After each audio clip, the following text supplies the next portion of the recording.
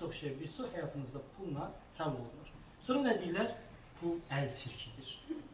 Uzaq tut, kirləndirin əlinizi. O puldan əlin kirlənəcək yəni, düzdürmü? Pul əl çirki deyil dostlar. Pul bizim baba ən böyük tərbiyə orada gəlir. Pul əl çirkidir. Kimin ki əlində çox pul var, o insan kirli insandır. Elə bir şey yoxdur. Sonra nə deyirlər? Ac ol, kişi ol. Yəni, ciddən bilmirəm. Ac olub necə kişi olmalı axıra kimi, ciddən bilmirəm. Sən ailəyə pul gətirə bilmirsənsə, acsansa, ailədə necə hörmətin olur, bir kişi kimi sənə necə baxırlar, ciddən onu mən bilmirəm və anlaya da bilmirəm. Sonra sənə nə deyirlər? Varlılar pis adamdılar. Onlar hamısı pisdilər, rüşvətxordular. Onlar heç biri, hamısı pulu belə pis-pis yollarla qazanırlar. Sən o varlılardan ol, pis olma, sən yaxşı adam ol, amma ac ol, amma yaxşı adam ol deyirlər. Dostlar, bu cəmiyyətdə özü öz halallıqla, öz əziyyəti ilə, öz biznesi ilə böyük pullar qazanan biri-birindən gözəl insanlar tanıyıram. Oturduğunu tanıdığım insanlardır. Və heç birinə mən bu adam pis adamdır deyə bilmirəm. Böyük pullar dövr eləyir onların həyatında və hər şey haqqı ilə, halallığı ilə, vergisi ilə heç biri də pis adam deyirlər dostlar. Ondan sonra nə deyirlər? Kasıb, mərd, varlı, namərd var. Tamam mı? Varlığın yerində namərd çıxartdıq. Varlı da ola bilərsən, özünə də baxa bilərsən, neçə kasıbın övladını da oxutdura bilərsən, məktəb aça bilərsən, bağça aça bilərsən, nə istəyirsən edə bilərsən pulun olandan sonra. Düz deyil. Əsl mərd odur ki, rahatlıqla biri sənin qapıya gəldi, mərcəsinə pul da kömək edə bilərsən yəni. Tamam mı? Sonra nə deyirlər?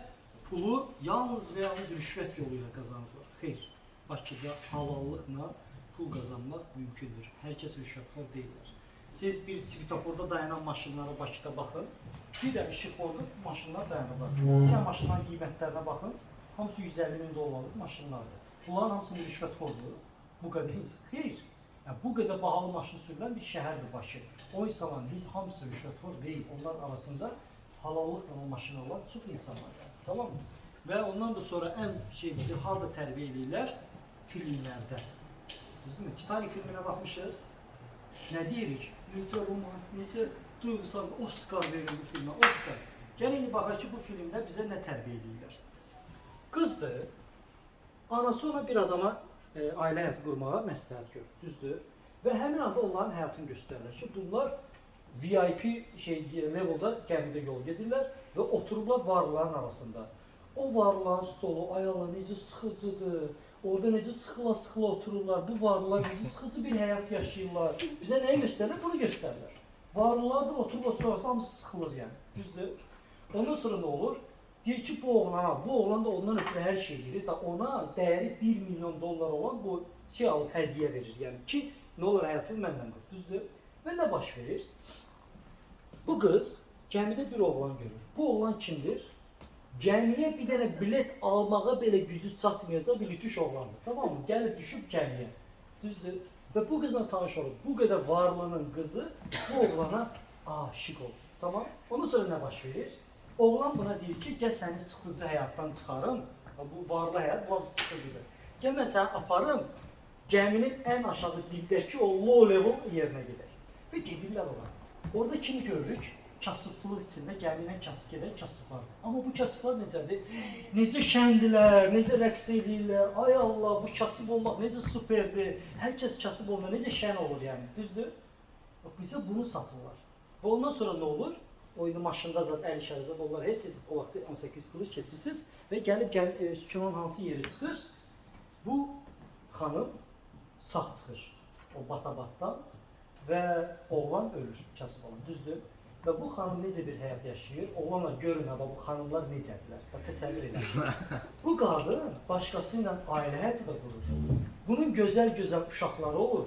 Nəvəsi də olur. Təsəvvür bir qız almışsan. Bu qız, sən ailə, onunla gözəl uşaqların olub, nəvələrin olub. Bu qız gəlib saat 90 yaşına çatır. Öləndə kimi xatırlayır? Gəmidə bir gecəlik tanıdığı bir dənə qaqaşı xatırlayır. Adildir. Cidden adildir. Yəni, tamam mı? Ondan sonra da bu qadının 90 yaşı var, adı qutardın da sən həyatında gedirsən. Sənin arxanda övladların var, nəvən var, düzdür? Qadın neydi? Sən 1 milyon dollarlıq bir mücəffərin var sənin. Bununla sən övlad 1 milyon dollardır dəyəri. Övladlarının da, nəvələrimin də həyatını qurtara bilərsən, düzdür? Qadın neyinir? Gedir. gəmidən onu tullayır. Niyə? Bu bizə layiq deyil. Biz kasıblıq. Lazım deyil bizə belə bahalı şeylər. Tullayın onu. Tulla. Onu dənizin dibinə tutaq. Və nə edirik? Oscar verin bu kinoya. Başa düşürsünüz bizə necə kasıblığı öyrədirlər. Və biz belə kinolarla böyüyəndə kasıblıq mərd, varlılıq namərddir. Ona görə sən pul görəndə beynin deyir ki, əl çirkidir, sənlik deyil, pis adamlar olacaq, sən də pis adam olacaqsan, uzaq dur puldan bir şəxsiyyətə çevrilirsən.